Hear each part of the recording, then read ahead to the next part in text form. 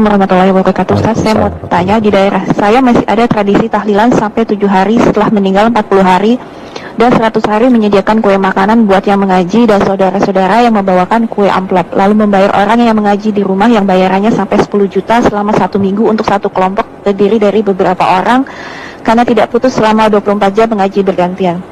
Sehingga yang saya dengar total biayanya bisa mencapai 40 jutaan Ustadz, dimulai dari pemakaman, membagikan amplop orang-orang menyolati sampai tahlilan 100 hari, membagikan buku Yasin dan besok makanan yang dikemas dengan wadah tempatnya baskom yang biasa ingin terlihat. Wah, jujur saya kaget dan memikirkan bagaimana mungkin setelah meninggal saya membebankan biaya yang jumlahnya tidak sedikit.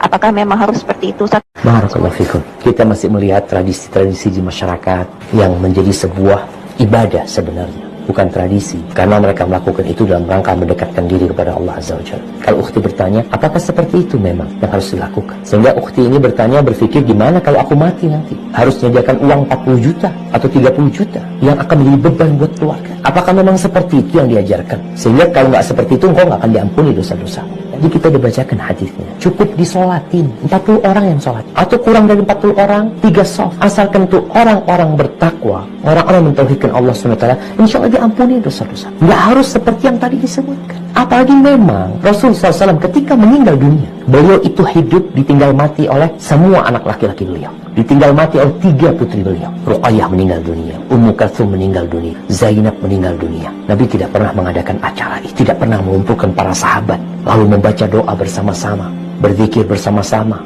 lalu makan. Nggak ada. Ketika Nabi SAW meninggal dunia, apakah Abu Bakar melakukan itu? Tidak. Ketika Abu Bakar meninggal dunia, apakah Umar melakukan itu? Tidak. Ketika Umar meninggal dunia, apakah Utsman melakukan itu? Tidak.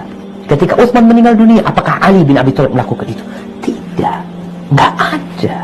Terus gimana supaya diampuni? Betapa mudahnya sunnah Rasul SAW. Biaya yang perlu itu adalah biaya untuk pemakaman. Ya, kalau harus beli tanah, harus beli kafan, ya, itu biaya yang dikeluarkan. Adapun mensolatin tanpa biaya, kita bicara ikhlas lillahi ta'ala. Setelah pemakaman apa yang dilakukan? Selesai, nggak ada apa-apa. Kayak gitu, Ustaz. Ya, seperti itu Nabi SAW. Jadi kalau ada yang mengatakan bahwasanya orang yang meninggal dunia yang tidak ditahlili, umpamanya dikatakan seperti bangkai, apakah benar engkau mengatakan itu? Bagaimana Rasulullah SAW ketika meninggal dunia? Seperti bangkai.